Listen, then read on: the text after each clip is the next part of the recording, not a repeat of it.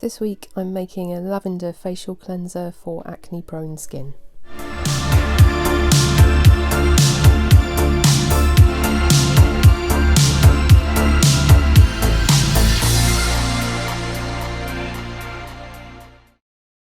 Here's the recipe and formula for a 200-gram batch, so let's get started. First we have distilled water. You could replace this with the lavender water if you wanted, and to that we're adding our aloe vera juice. This improves skin appearance and is an anti-inflammatory. Then we're adding COCAMIDOPROPYL betaine. This is our surfactant which will help to cleanse the skin and very slightly lather the product. Then we have vegetable glycerin. Take this separately and add, this is our humectant, and we want to add our Soligum AX to this to disperse it before it goes in the water. Soligum AX is a thickener. It's also very soft. You can use xanthan gum soft in place of it, but I'm really loving the Soligum AX at the moment, so if you can find it, I urge you to try it. It is really good. Then we're adding mica as our colour, and we're just mixing that together to create a little slurry.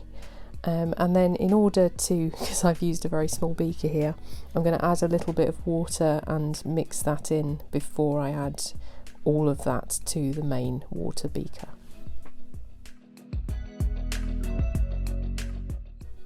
Then put your water phase aside and we'll work on our oil phase.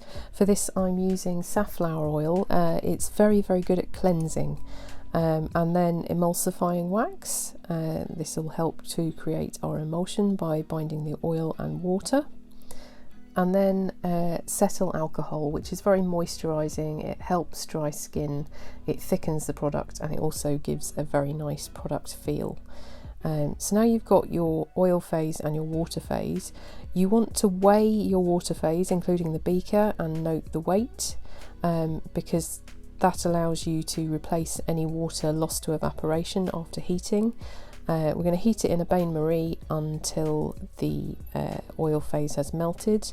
Reweigh our water phase, replenish any water lost to evaporation, and then add our water phase to our oil phase. Then you want to shear mix it.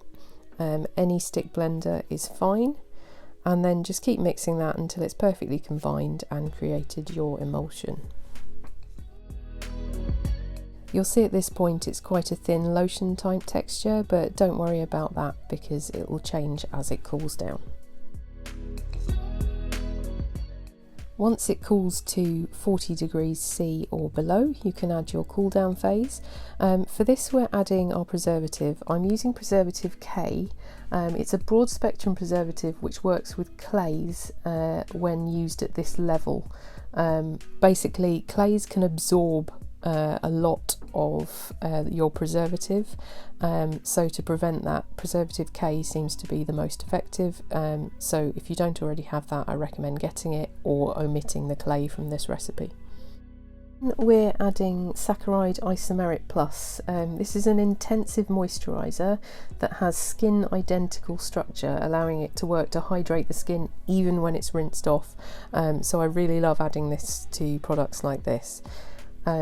Then the lavender theme, we're adding lavender essential oil because it actually soothes the skin, moisturising, it's non-chromogenic, and it's antibacterial, so it helps a lot with breakouts. We're going to mix that in first really well because we don't want our kaolin clay to quickly be absorbed by it. So mix that in and then add your kaolin clay. And then you want to stir that in by hand, but very well. The reason we're doing this by hand is because we could use a stick blender, but if we do that at this point we will introduce lots of air and bubbles because of the COCAMIDOPROPYL betaine, so we don't want to do that, so just mix it very well by hand. Then you'll want to take the pH. The preservative needs a pH of 5 to 5.5 to be effective, so you want to adjust within that range, and then you can bottle up your product. Mine came out to around a 5, so I didn't need to make any adjustments. And now you just need to bottle it up and it's ready to use. If you want to make any alterations to this recipe, that's absolutely fine. If you can't get hold of the Sologum AX, you can substitute it for xanthan gum soft. If you don't want to use lavender essential oil, you could replace that percentage along with the distilled water with a lavender hydrosol. You could use a different emulsifier if you wanted to. You could change the oil if you wanted to. If you don't want the kaolin clay, you can omit that entirely and just up the water or oil phase. It's completely up to you. There's lots of different things you can do. This is quite a basic cleanser recipe, so once you get used to making this, you can then adapt it to what you want to do with it. Try different actives, try different extracts even. Just check the solubility and the pH level that they work at before you add them. So here's how it looks when you use it, and you get sort of a slight lava. It's just enough, but it's very cleansing, and that's all I'd really want with on the face. I wouldn't want loads of bubbles.